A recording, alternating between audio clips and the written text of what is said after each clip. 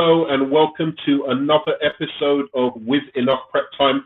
I'm your host, the Nerd Man, and today we're going to be talking about a new image that Zack Snyder has released about the Joker, the Clown Prince of Crime himself, who's going to be appearing in the his latest Justice League movie. Now, I've already seen it, unfortunately, so I can't live react. But I have some things to say about it, and it might not be what you expect for people who have watched my channel.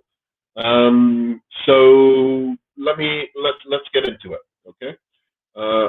So here we have his first image of Jared Leto's Joker. Okay, so this is a better image of it. So this is Jared Leto's Joker. That is interesting, actually. I didn't look at it for very long. I just saw a little bit of the image, and that is interesting. So just to give some context, by the way, this is going to be huge spoilers for BVS, Batman v Superman, Dawn of Justice. So if you haven't seen the movie by now, just keep watching because you're probably never going to watch it anyway. Do like, subscribe. I want to hear your comments. What do you think of this Joker image? So I'm going to say this, first of all. A lot of people really didn't like the Jared Leto's version of the Joker. I've never had a huge problem with what Jared Leto did in the Suicide Squad, the movie, the Suicide Squad that he was in. That being said, his Joker wasn't very good or memorable. He didn't have any He didn't, I remember every single Joker movie when the actual Joker, when we first see the first Joker, whether it's the Dark Knight version where he comes in straight in as the Joker, he comes in that robbery scene, super memorable. He unmasks himself. I'm the Joker. It's fucking crazy. You're like, whoa, that's a cool entrance. Jack Nicholson's equally impressive. He comes in, he starts doing shit. He comes in from the shadows, starts shooting the guy with the gun from the back, the front, everything. Of when he comes in and he says, "I'm no longer Jack Napier. From now on, you can call me the Joker. I'm having a hell of a time, or I'm having fun, or whatever." And it's a brilliant introduction to the character. It's such sinister, gets straight into the humor and the funniness of the character. And I still say to this day, Jack Nicholson is the most humorous, funny version of the Joker that we've ever got. I really like the humor of that character. It had some really dark jokes in there that were very Joker-esque, that were kind of missing a little bit from the Dark Knight. And then, of course, you have Joaquin Phoenix's Joker, and his first appearance, I think, is on the television show at the end of the movie, or on the train station, but the first time he reveals himself to the world really is that game show. And, he comes in and he's just full on Joker now. And he's like, Joker stepped straight out of the comics into reality, and he's real, and he's a psychopath, and he's a sociopath, and he's going to kill some people. He's going to do some damage. He's already done some damage in the film, but not really as the Joker. He's always been half Arthur Fleck, kind of turning into the Joker. It's right at the end that he really turns into the Joker. Spoilers for Joker as well, sorry. But in this, in Suicide Squad, it was kind of just from the very beginning, he just enters with a whimper. I actually don't mind. I like Suicide Squad as a film, even especially the theatrical cut. I think the actual, for once, the supposed extended cut that they did of the Suicide Squad was actually worse than what we got in the cinemas. I thought it added stuff that made the film worse than the cinema version. I think definitely the version that we got in the cinema was better, more cohesive, and I liked a lot of the characters. I didn't think the story was very good. the main villain wasn't great, but I thought Amanda Waller was a really, really compelling villain of the film, and I think she really was the villain of the film when you look at it. And she was psychological, had great motivation, but the Joker just wasn't there. I didn't think it was anything that Jared Leto in particular did that was bad. Um, in Batman vs Superman, where Zack Snyder takes on the Lex Luthor, I also like that performance, and I like Batman v Superman almost because of Jesse Eisenberg's performance as Lex Luthor. It's one of my favorite things in the film. You can shut the video off, but please just like and subscribe before you do. I'm sure you're probably just thinking, what? Because I've never heard anyone defend Jesse Eisenberg as much as I defend Jesse Eisenberg. He's probably the reason I like that movie. Him and Wonder Woman, and like less so. If I was to say my enjoyment of Batman v Superman, which I like as a film, I'd give it about a 7.5 out of 10. I like I like Lex Luthor. Then I like secondarily Wonder Woman. Then I like Ben Affleck's Batman. And for most people, it's the reverse. It's Ben Affleck's Batman, Wonder Woman, then Lex Luthor, like somewhere like really, really down. But it's because I've read the Superman Birthright comic, which I think Zack Snyder took a lot of inspiration for to create that Lex Luthor. He's not the most common Lex Luthor that is known. The Lex Luthor is usually much more cool, calm, and collected. But I thought that film, that film had enough cool, calm, collected in it. With Batman being cool, calm, collected. Superman, for some bizarre reason, I didn't like the Superman in BVS. It was very cool, calm, collected, reserved, centered. So you needed somebody who was a little bit more outrageous and crazy. And the Lex Luthor in Birthright is really that Lex Luthor. He's crazy. He's so much of a genius that he's borderlining between genius and insanity. And I think some people found that a little too much Joker-like for them. So I'm looking at the image now to give some background context. I have a good feeling that Zack Snyder might pull off a really much more compelling, shared universe DCEU Joker than we've previously seen. I liked his villain in, his version of Lex Luthor. I think people give Batman and the Joker a bit more. I don't know why. There's so many fanboys of Batman that even terrible Batman movies and cartoons get like overrated by the fans. Like it's so like, oh, it's the best this, it's the best that. So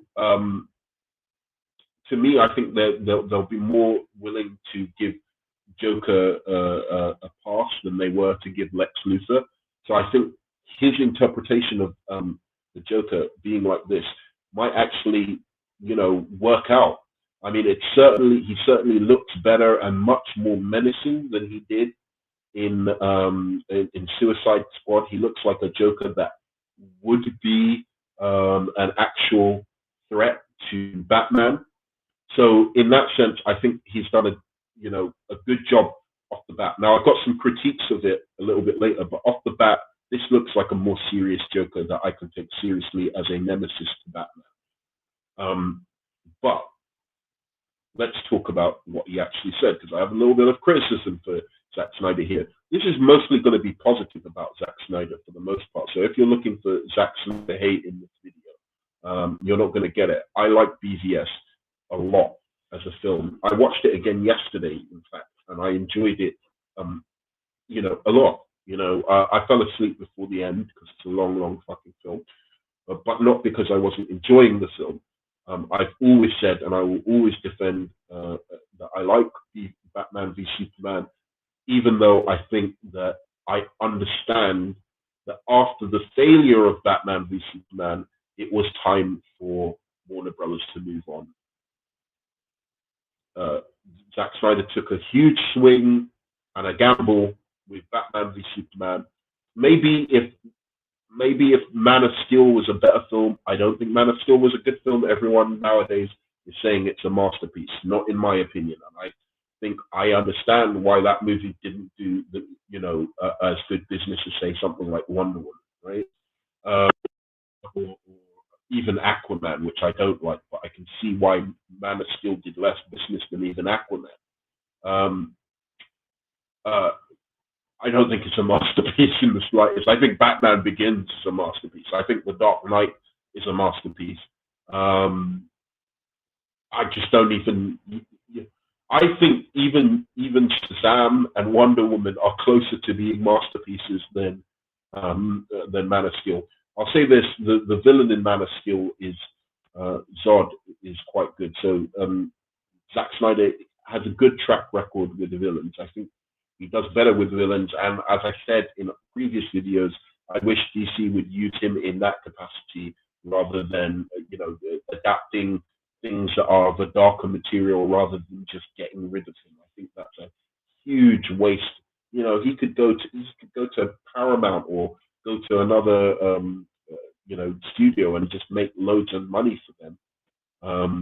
And you're just cutting ties with him. It makes no sense to me. You put him on the wrong thing. You put him on Man of Steel Superman. What do you think was going to happen? This guy is so dark and so edgelord. Obviously, that's not going to work with his style. So I think that is Warner Brothers' fault. The onus is on Warner Brothers there. But going back to his Joker image and what he has to say about it, the cool thing about the scene, he says that this is what's going on in this Joker scene. The cool thing about the scene is that Joker is talking directly to Batman about Batman. This is another problem with Zack Snyder. It's always about what's cool. It's cool. He uses cool a lot. It's not about what makes sense, what narratively makes sense. I think his obsession with cool is what forces it. Is what lets him not see the bigger picture in terms of the actual story and narrative and that satisfying narrative. But it's Joker analyzing Batman about who he is and what he is. That's the thing I also felt like fans deserved from the DC universe. That is to say, the Jared Leto Joker and the Ben Affleck Batman, they never really get together. It seemed uncool to me that we would make it all the way through this incarnation of Batman and Joker without seeing them come together. They did kind of come together actually in Suicide Squad, where he jumps on top of the Joker's purple Lamborghini. I quite like that scene. It's another cool scene from Suicide Squad. I just said you shouldn't be talking about cool, and then I called it a cool scene. Anyway, the irony. The scene explains why Bruce had the Joker card taped to his gun, and you see in Batman v Superman. I don't know about like Bruce Wayne had the Joker card taped to his gun in Batman v Superman. I don't remember that. I think that's during the nightmare scene, and this is also apparently this version of the Joker is during the nightmare scene in Batman v Superman. That's where he meets this version of the Joker. I don't know if maybe this dark Superman has imprisoned this Joker, but I don't see why a dark Superman would let Joker live and then kill Batman.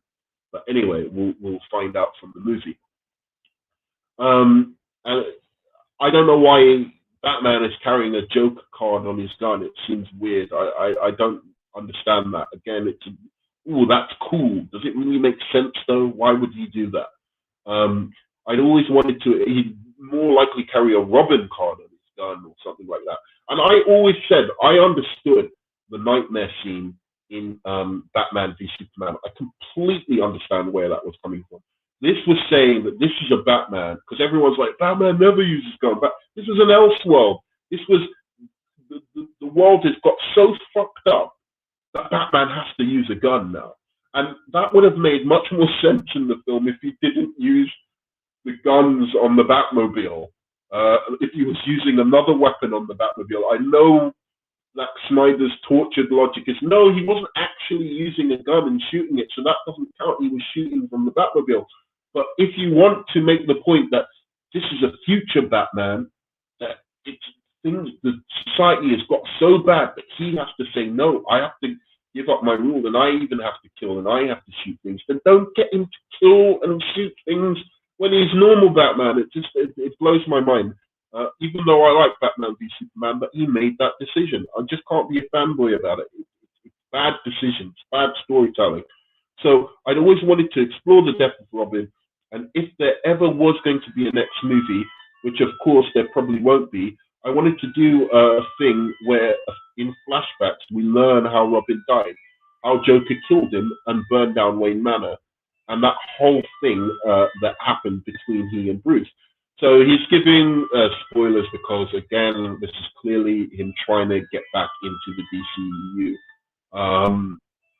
I don't think he should ever be given the keys to the kingdom again. I certainly think they should do business with him if they're sensible, because he's garnered such a massive army now of followers that clearly it would make sense for them to work with him again if he's willing to do so.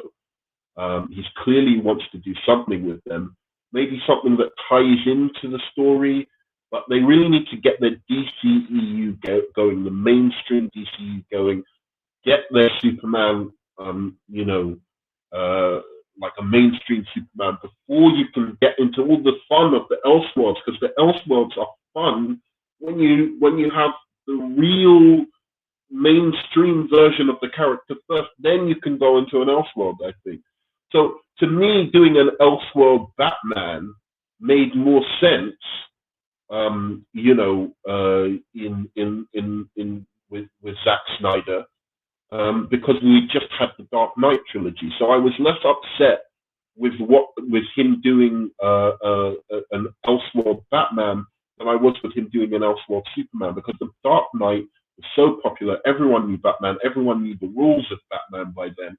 Everything had been set up so that you could have a Batman who now breaks the rules a bit, or you can see going in a darker direction. And then it will be shocking. Oh my God, Batman's going in this darker direction. That's good storytelling to piggyback off what the Dark Knight did, and so that you're not just copying and imitating exactly the Batman from the Dark Knight. You're giving from the Dark Knight and Batman Begins. You're giving us something different from what Nolan did, right? So I think that it was interesting him going down this route of, wow, this is a little bit of a darker Batman who's going on a more sinister path.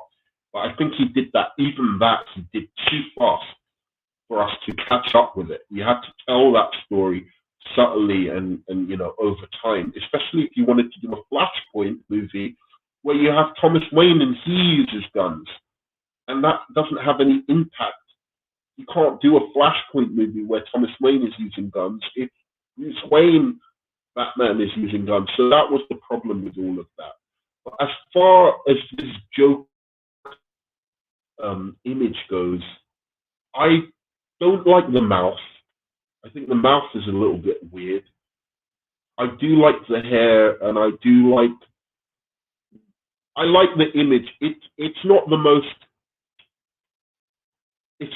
different I've ever seen, but it's certainly nothing to necessarily complain about. The only thing I don't really like is the big blurry mouth. But maybe if I see it in action, in color, that it's going to be a little bit more interesting. But to me, it just seems like, oh, okay, it's an all right version of him. It's not as interesting. Like Joaquin Phoenix's Joker, I was like, oh my God, what is this? I like that feeling sometimes when you're like, wait a second, is that even Joker? And then you see it, and then you get more used to it, and you're like, oh my God, actually, this is really, really sinister, having him actually be painted like a real clown. It's like even more sinister than just the red lips and the green hair. And I liked the gangster, almost cartoony version of the Jack Nicholson version, and then the grunge, punk rocker version that with the scars on the lips causing him to smile, that Christopher Nolan gave us. So this one, the smile isn't made up of anything. It's not. Um, it's just a mouth. It's like he's not done nothing different with the smile. The smile is really usually where you have the creativeness with it, right? Like, is the smile created by falling into the acid and then he gets the long smile, or is the smile really created uh, by him doing the clown makeup into a smile like Joaquin Phoenix? But he's actually a proper clown. Like, he used to be a clown and he's literally just taken that image and turned it into something more dark and sinister. Or is it, the scars on the mouth? He doesn't seem to have done anything different with the smile there. Um, and I think really Joaquin Phoenix is really trying. You can see the real attempt that he's trying to look sinister as opposed to just being sinister. I don't know if that's really an acting thing or not. But the scene sounds cool. I'd say this: Zack Snyder has given us enough now. Like, these are just spoilers. Just put out a trailer. I don't want to hear Zack Snyder telling me what happens in the movie. I'm looking forward to this movie. It's a Justice League movie. I'm looking forward to it. I want to know what happens. Right? I don't need to see from Zack Snyder, telling me everything about the movie. But that's it. I like the image. I think it's good. I think Jared Leto is a great actor. I'm looking forward to the Justice League. I'm looking forward to really Zack Snyder proving me wrong. I want him to prove me wrong. I know he's a great director. I've seen Watchmen and I know what he's capable of. And I wish him the best, in terms of, getting me on board with his version of these characters. I honestly wish him the best. But I think he needs to start listening to fan feedback, not just the people who agree with him, but the people who disagree with him. He doesn't have to necessarily change things, but take it on board, and you might improve in terms of the reception to your films. So that's me. Thanks very much for listening. That's my view on the Joker image. Please like, subscribe, and feel free to comment. Thanks.